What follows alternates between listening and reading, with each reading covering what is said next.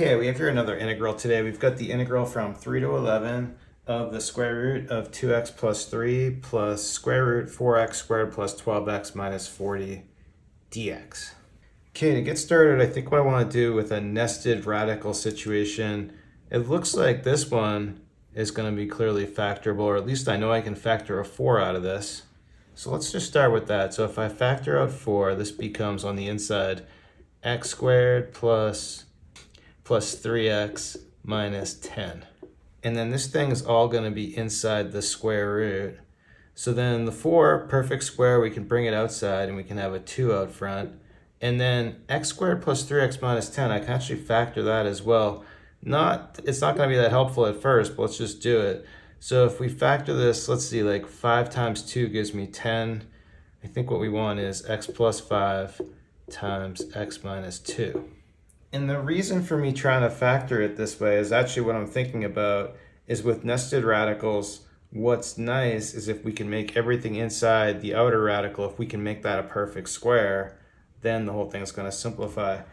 What we usually want to look for, if you just take square root of a times square root of b and you square this, then what you're going to have is just going to be a plus b, and then 2 times the product, which is going to be 2 square root a times b. So if we imagine that this whole thing is inside of a radical, and so that our expression is something in this form, if we can get it to look like this, then we can kind of essentially cancel the square with the square root. And so now that I have it factored, let's just rewrite this and take a look and compare to this form and see if it's going to work. So now doing it this way, we have the 2 in place in our expression that's going to match this here. By factoring it, we have an a and b. We can kind of choose it arbitrarily. So like if we just call this our a and this our b, then what about a plus b? Well then a plus b, just adding these up, that's just going to be x plus 5 plus x minus 2. Put those together and what you get is 2x plus 3. So this thing is set up very conveniently for us that we have right here. This is going to be our a plus b. So what we can do is transform this whole thing into this form right here. And then now that we have this set up, I can get rid of all this. We've matched this form, so we don't need this anymore. And we don't really need this anymore either. So then again, we get something squared inside the square root.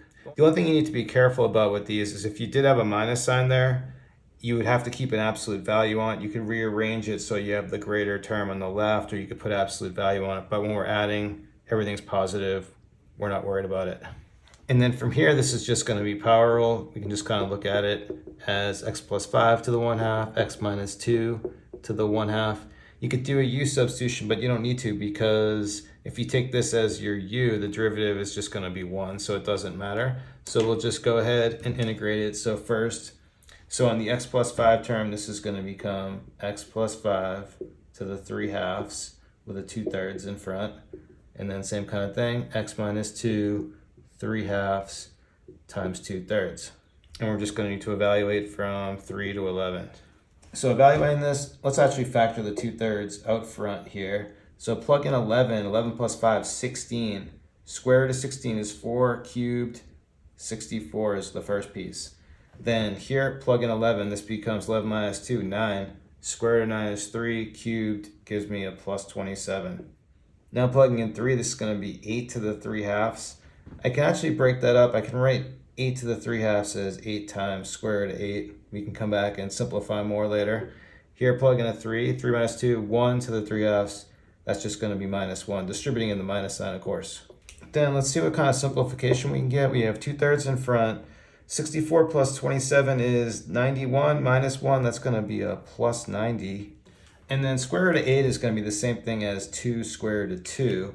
So putting that together, multiplying in the minus 8, this is going to become minus 16 square root of 2. Distributing the 2/3. 2/3 times 90 is going to be 60. 2/3 here times this is going to be minus 32 square root of 2 over 3. And that's it.